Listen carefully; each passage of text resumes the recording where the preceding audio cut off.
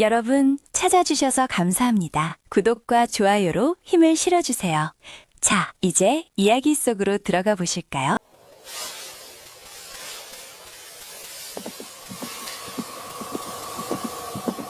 단 12일 만에 수도가 함락됩니다.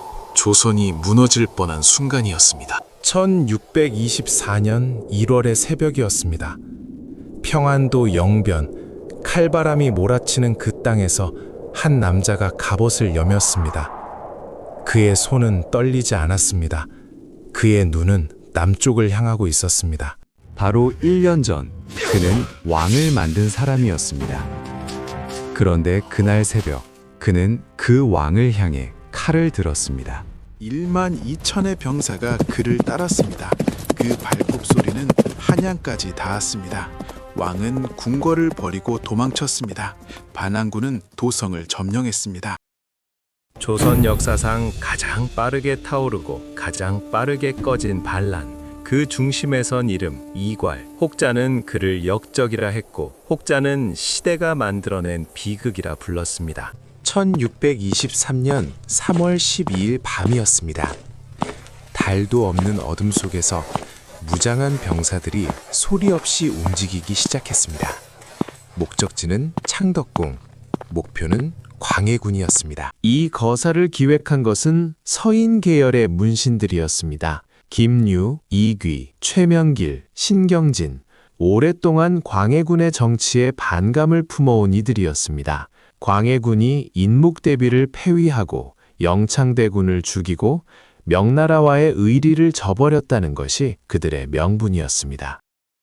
하지만 명분만으로 쿠데타는 성공하지 않습니다. 실제로 병사를 움직일 수 있는 사람이 필요했습니다. 그 역할을 맡은 사람이 바로 이괄이었습니다. 이괄은 함경도 일대에서 복무하던 무관이었습니다. 국방 근무를 통해 실전에 단련된 그는 병사들을 다루는 데 있어 당대 조선에서 손꼽히는 인물이었습니다. 반정 세력은 그에게 군사 동원의 실무를 맡겼습니다. 그리고 이괄은 그 임무를 완벽하게 수행했습니다. 병사들을 집결시키고 이동 경로를 설계하고 창덕궁 진입 작전을 직접 지휘했습니다. 광해군은 저항 한 번 제대로 해보지 못하고 왕좌를 잃었습니다. 새벽이 끝나기 전에 새 왕이 세워졌습니다. 능양군, 훗날 인조라 불리는 그 사람이었습니다. 반정은 성공이었습니다. 공신책봉의 시간이 다가오고 있었습니다. 그리고 그 시간이 모든 것의 시작이었습니다. 반정 직후 조정은 공신 명단을 작성했습니다. 이름을 올리고 등급을 매기고 그에 따라 토지와 노비와 관직을 나눠 갖는 일이었습니다. 1등 공신에는 김유, 이귀, 신경진, 이서, 신기원이 이름을 올렸습니다.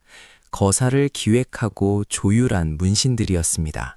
이괄은 2등 공신 1위였습니다. 숫자만 보면 높은 자리처럼 보였습니다. 하지만 그날 그 자리에 있던 사람이라면 알았을 것입니다. 반정의 군사 실무를 전담한 사람이 뒤에서 계획을 짠 문신들보다 낮은 등급을 받았습니다. 칼을 들고 나간 사람보다 붓을 든 사람이 더 높은 자리에 앉았습니다. 이것이 조선의 논리였습니다. 문이 무보다 위였습니다. 그 논리는 어제 오늘의 일이 아니었습니다. 하지만 이괄에게 그날의 그 명단은 달랐습니다. 그는 아무 말도 하지 않았다고 전해집니다. 연려실 기술은 이괄이 공신책봉에 깊은 불만을 품었다고 기록합니다. 표정 없는 분노가 때로는 가장 깊습니다. 이괄의 침묵은 그런 종류의 침묵이었습니다. 반정에 함께한 무관들 중 일부가 이괄의 주변에 모여들었습니다. 같은 불만을 가진 사람들이었습니다. 그 모임은 조용히 하지만 분명하게 커지기 시작했습니다. 조정도 이것을 몰랐을 리 없었습니다. 이괄은 이제 감시의 대상이 됐습니다. 반정 이후 이괄에게 내려진 직책은 평안도 영변 부원수였습니다. 한양에서 북쪽으로 수백 리 떨어진 변방의 군사 요충지였습니다. 조정의 공식 설명은 이랬습니다. 북방 방어를 강화해야 한다. 이괄만큼 그 임무에 적합한 사람이 없다. 틀린 말은 아니었습니다. 하지만 한양에 남아있던 사람들은 알고 있었습니다. 영변으로 떠나는 이괄도 알고 있었습니다. 이것은 멀리 보내는 것이었습니다. 영변은 추웠습니다. 산이 높고 길이 험했으며 겨울이 길었습니다. 이괄은 그곳에서 병사들을 훈련시키고 방어시설을 정비했습니다. 하지만 그의 눈은 언제나 남쪽을 향했습니다. 그의 아들 이전도 함께였습니다. 혹자는 아들의 존재가 이괄의 결심을 더욱 굳혔다고 말합니다. 자신이 겪은 불공정함을 아들의 세대에도 물려주고 싶지 않았을 것이라는 해석입니다. 그리고 그 무렵 한양에서 불길한 소식이 날아왔습니다. 누군가 조정의 이괄을 고변했습니다. 이괄이 역모를 꾸미고 있다고. 1624년 1월 조정은 이괄에 대한 고변을 접수했습니다. 이괄이 군사를 일으켜 조정을 뒤엎으려 한다는 내용이었습니다. 고변자가 누구였는지는 기록마다 다릅니다. 이괄의 신복이 배신했다는 설도 있고 조정의 반이괄 세력이 사주한 것이라는 해석도 있습니다. 인조실록은 고변의 사실은 기록하지만 그 진위에 대한 판단은 남기지 않습니다. 혹자는 이 고변이 이괄을 미리 제거하려는 조정의 계획이었다고 말합니다. 능력이 너무 뛰어나고 불만이 너무 분명하고 병사들의 충성이 너무 두터운 장수. 그런 인물은 권력의 입장에서 언제나 위험 요소였습니다. 조정은 금부도사를 영변으로 파견했습니다. 이괄을 한양으로 압송하라는 명령이었습니다. 이괄 앞에 선택지가 놓였습니다. 순순히 따라가면 신문과 고문, 그리고 아마도 죽음이었습니다. 저항하면 반역이었습니다. 하지만 이미 역모 혐의를 받은 사람이 순순히 따라갔을 때 어떻게 되는지 조선의 역사는 충분히 보여줬습니다. 이괄은 그것을 알았습니다. 그는 금부도사를 죽였습니다. 그 순간 돌이킬 수 없는 선이 그어졌습니다. 이괄은 이제 진짜 반역자가 됐습니다. 선택은 끝났습니다. 남은 것은 전진뿐이었습니다. 1624년 1월 24일 새벽이었습니다. 이괄은 영변에서 병력을 이끌고 남쪽으로 출발했습니다. 병력 규모에 대해 인조실록과 후대 기록들은 약 1만 2천에서 1만 3천 명 수준으로 전합니다. 조선에 정규 병사들이 있었습니다. 북방 근무 경험이 있는 이들은 혹한과 험지에서의 행군에 익숙했습니다. 그리고 항회가 있었습니다. 항회는 임진왜란 당시 조선에 귀순한 일본 출신 병사들이었습니다. 이들은 조총 사격에 능숙했고 전투 경험이 풍부했습니다. 이괄의 군대에서 이들은 핵심 전력이었습니다. 이괄의 진군은 빠르고 단호했습니다. 하루에 이동하는 거리가 일반적인 군대의 행군 속도를 훨씬 웃돌았습니다. 이괄은 속도가 전략임을 알고 있었습니다. 조정이 방어 체계를 갖추기 전에 한양에 도달해야 했습니다. 황주를 통과했습니다. 평산을 우회했습니다. 개성이 코앞이었습니다. 조정에서 파견한 진압군은 이 속도를 따라잡지 못했습니다. 방어선을 구축하려 해도 이괄의 군대는 그보다 먼저 움직였습니다. 한양이 가까워지고 있었습니다. 이괄의 진군 소식이 한양에 전해진 것은 출발 직후였습니다. 조정은 즉각 대응회의를 열었습니다. 하지만 회의는 아수라장이었습니다. 방어선을 구축해야 한다는 목소리, 왕이 직접 군사를 이끌어야 한다는 목소리, 사신을 보내 설득해야 한다는 목소리, 말은 많았지만 결론은 없었습니다. 인조실록은 이 시기 조정의 분위기를 술렁이고 흉흉했다고 기록합니다. 인조 역시 예외가 아니었습니다. 반정으로 왕위에 오른 지 채 1년이 되지 않은 그에게 이괄의 반란은 자신의 왕권 자체에 대한 도전이었습니다. 한양의 민심도 흔들렸습니다. 성문 밖으로 피난을 떠나는 백성들이 생겨났습니다. 관료들 중에도 가산을 챙겨 도성을 빠져나가는 이들이 있었습니다. 지켜야 할 사람들이 먼저 도망치고 있었습니다. 조정은 장만을 더 원수로 임명하고 진압군을 편성했습니다. 하지만 이괄의 속도 앞에서 그 준비는 늘 한 발 늦었습니다. 조정이 첫 번째 방어선으로 기대한 것은 개성이었습니다.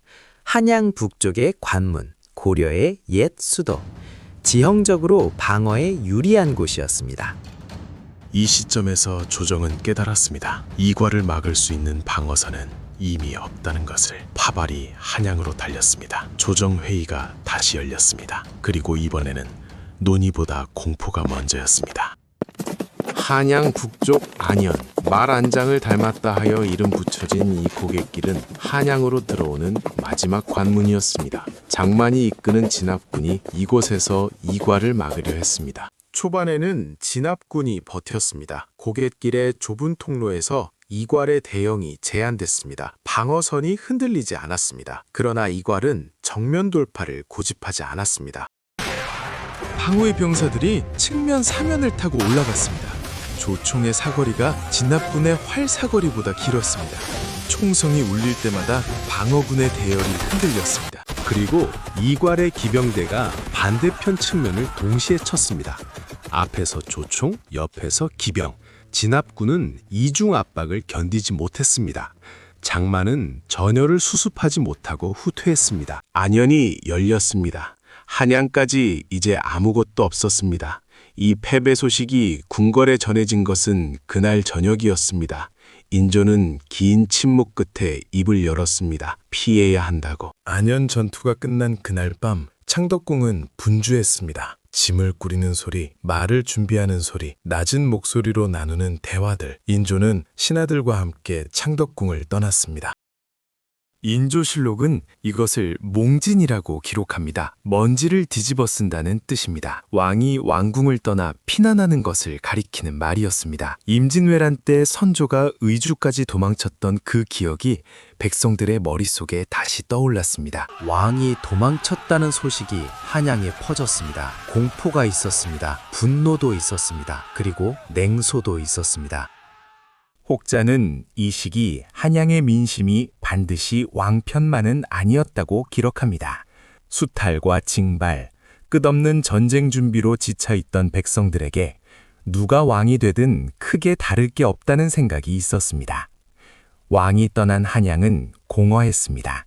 그리고 다음 날 이괄이 들어왔습니다. 1624년 2월 11일이었습니다. 이괄의 군대가 한양 도성에 입성했습니다. 조선 건국 이래 반란군이 수도를 점령한 것은 처음에 가까운 일이었습니다. 이괄은 창덕궁 인근에 본영을 설치했습니다. 그리고 그 자리에서 흥안군 이재를 새 왕으로 추대하는 의식을 거행했습니다. 한양을 손에 넣었지만 이괄의 상황은 생각보다 빠르게 나빠졌습니다. 병사들의 기강이 흔들리기 시작했습니다. 연려실 기술에는 점령 직후 일부 병사들이 민가에 난입하고 약탈했다는 기록이 남아 있습니다. 민심이 식었습니다. 처음 이괄의 입성을 구경하던 시선이 경계와 혐오로 바뀌었습니다. 이괄에게는 명확한 다음 계획이 없었습니다. 한양을 점령했습니다. 흥안군을 왕으로 세웠습니다. 그 다음은 무엇이었습니까? 인조는 공주에서 살아 있었습니다. 지방 관군들이 속속 진압군에 합류하고 있었습니다. 한양 안에 갇혀 포위가 좁혀지는 동안 이괄에게 가장 무서운 적은 시간이었습니다. 안현에서 패한 장만은 도망치지 않았습니다. 흩어진 병력을 수습하고 남쪽으로 이동하면서 재편성에 나섰습니다. 인조가 공주에 도착하자 인근 지방의 관군들이 집결하기 시작했습니다.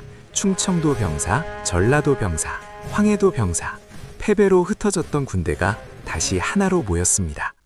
장만은 이번에는 포위 전략을 썼습니다. 한양 외곽에서 보급선을 끊고 이괄의 군대가 스스로 무너지도록 유도하는 방식이었습니다. 이괄도 이 전략을 알았습니다. 식량이 줄었고 병사들의 사기가 떨어졌고 탈영자가 생겨났습니다. 이괄은 나가는 쪽을 택했습니다. 그는 병력을 이끌고 한양을 나왔습니다. 3일 만에 들어왔다 나가는 도성이었습니다. 전투 소리와 격렬하고 혼란스러운 전장, 이괄의 군대와 진압군의 최후 결전은 한양 동쪽 이성산 일대에서 벌어졌습니다. 전투 초반 이괄의 군대는 아직 전투력이 살아 있었습니다. 항우의 병사들의 조총이 불을 뿜었고 이괄의 기병이 빠르게 움직였습니다. 진압군의 전열이 한 차례 흔들렸습니다. 그러나 이번에는 달랐습니다. 이괄의 병사들은 개성을 지나 한양을 거쳐 다시 나온 지친 군대였습니다. 반면 진압군은 지방에서 새로 합류한 병력으로 보강돼 있었습니다. 전투가 길어지면서 이괄 쪽의 대영이 무너지기 시작했습니다. 진압군이 포위를 좁혔습니다. 이괄은 더 이상 전황을 뒤집을 수 없다는 것을 알았습니다. 그는 남은 병력과 함께 전장을 이탈했습니다. 흥안군 이 제는 이 전투 과정에서 사로잡혀 처형됐습니다.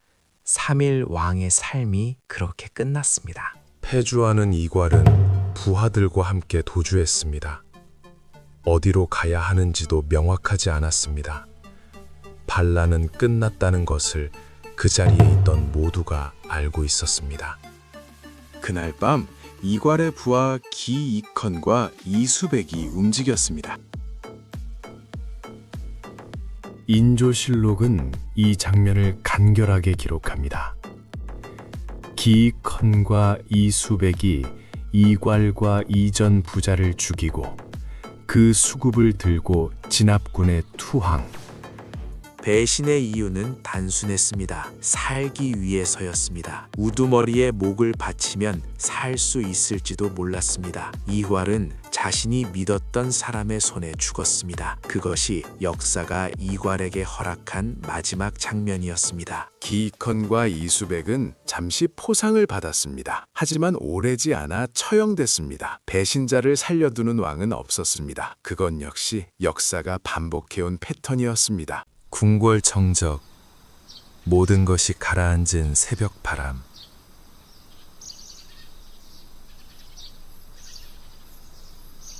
이괄의 수급이 한양으로 보내졌습니다. 반란은 끝났습니다.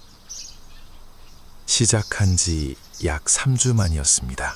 한양은 다시 조용해졌습니다. 하지만 그 고요는 평화가 아니었습니다. 전쟁이 지나간 자리에 적막이었습니다. 도성안 곳곳에는 반란 기간의 흔적이 남아 있었습니다. 약탈당한 민가, 비어있는 관청, 전투에서 죽은 이들의 흔적들, 그리고 무엇보다 왕이 도망쳤다는 사실을 직접 목격한 백성들의 기억이 남아 있었습니다. 인조는 공주에서 한양으로 돌아왔습니다. 귀환 행렬이 어떤 분위기였는지 실록은 자세히 적지 않습니다. 환호가 없었다는 것은 적지 않은 것 자체가 말해줍니다. 인조가 창덕궁으로 돌아왔습니다. 반란 관련자들에 대한 처벌을 단행했습니다. 이괄의 가족과 측근들이 처형되거나 유배됐습니다. 인조는 이 숙청을 통해 왕권을 재정비하려 했습니다. 그러나 왕권은 숙청으로 회복되는 것이 아니었습니다.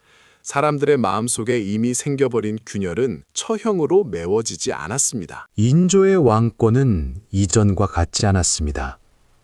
반정으로 왕위에 오른 지 1년도 안 돼 수도를 버리고 도망쳐야 했습니다.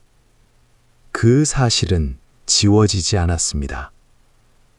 신하들은 인조를 다르게 봤습니다. 백성들은 조정을 다르게 봤습니다. 그리고 북쪽에서 누군가가 이 모든 것을 지켜보고 있었습니다. 역사책은 왕과 장수의 이름을 기록합니다. 하지만 이괄의 난이 벌어지는 동안 그 땅 위에서 살아야 했던 평범한 사람들의 이야기는 어디에 있습니까? 군량 증발이 있었습니다. 창고가 열리고 집에 쌓아둔 곡식이 사라졌습니다. 장정들이 끌려갔습니다. 말이 징발됐습니다. 관군이든 반란군이든 군대가 지나가면 백성들의 것이 사라졌습니다. 인조실록에는 이 시기 피해 상황에 대한 지방보고서가 간간히 기록되어 있습니다. 마을이 불탔다는 보고, 백성들이 도망쳤다는 보고, 시체가 거리에 남아있다는 보고, 그 보고서에는 숫자와 지명만 있습니다. 이름은 없습니다. 혹자는 이괄의 난의 진짜 피해자는 왕도, 이괄도 아닌 이름 없는 그 사람들이었다고 말합니다.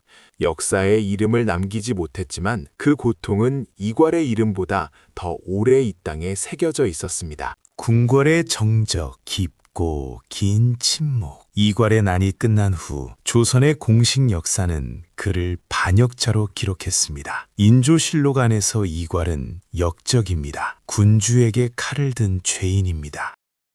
그 판단이 완전히 틀렸다고 말하기는 어렵습니다. 이괄은 왕에게 반란을 일으켰고 수만 명을 전쟁에 끌어들였고 수도를 한 번 잃게 만들었습니다. 그러나 역사는 때로 공식 기록 너머를 봅니다. 일부 역사가들은 이괄을 시대의 구조적 피해자로 해석합니다.